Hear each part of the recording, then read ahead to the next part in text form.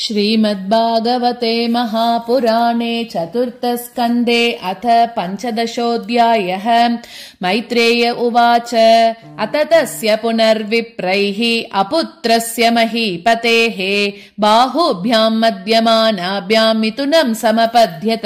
तद्दृष्ट्वा मिथुनम् जातम् ऋषयो ब्रह्मवादिनः ऊचुः परमसन्तुष्टा विदित्वा भगवत्कलाम्। ऋषय ऊचुः एष विष्णोर्भगवतः कला भुवनपालिनी इयम् च लक्ष्म्या सम्भूतिः पुरुषस्य अनपायिनी। अयम् तु प्रथमो राज्ञाम् पुमान् प्रतयिता यशः पृतुर्नाम महाराजः भविष्यति पृतुश्रवाः।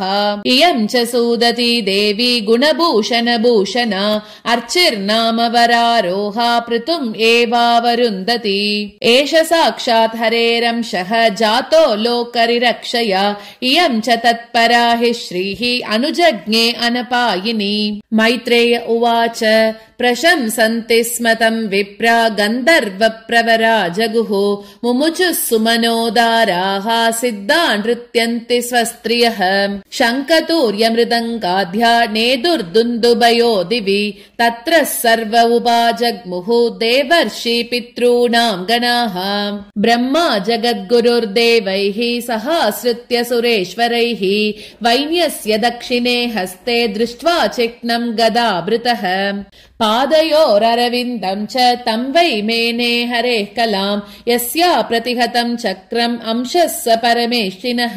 तस्याभिषेक आरब्धः ब्राह्मणै ब्रह्मवादिभिः आभिषेचनिकान् यस्मै आजह्रुः सर्वतो जनाः। सरित्समुद्रा गिरयः नागा गावः खगा मृगाः द्यौक्षितिः सर्वभूतानि समाजह्रुरुपायनम्। सोऽभिषिक्तो महाराजः सुवासः साधु अलङ्कृतः पत्न्यार्चिषा अलङ्कृतया विरेजेऽग्निरिवापरः। तस्मै जहारदनदः हैमम् वीरवरासनम् वरुणः सलिलस्रावम् आतपत्रम् शशिप्रभम्। वायुश्च वालव्यजने धर्मः कीर्तिमयीम् स्रजम् इन्द्र किरीटमुत्कृष्टम् दण्डम् संयमनम् यमः।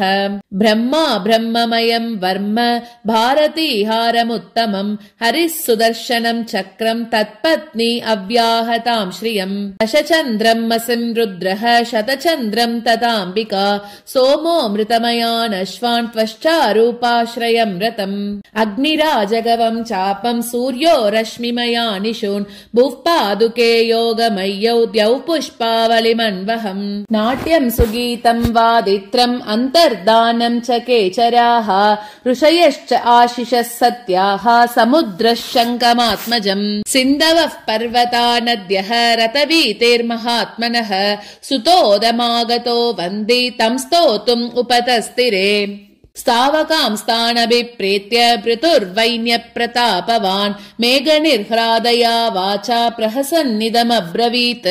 पृथुरुवाच भो सूत हेमागद सौम्य वन्दिन् लोकेऽधुनास्पश्च गुणस्य मे स्यात् किमाश्रयो मेस्तव एष योज्यताम् मामय्य भुवन् वितदा गिरो वः। तस्मात् परोक्षे स्म तु पश्रुतानि अलम् करिष्यतस्तोत्रमवीच वाचः। सत्युत्तम श्लोक गुणानुवादे जुगुप्सितम् न स्तवयन्ति सभ्याः।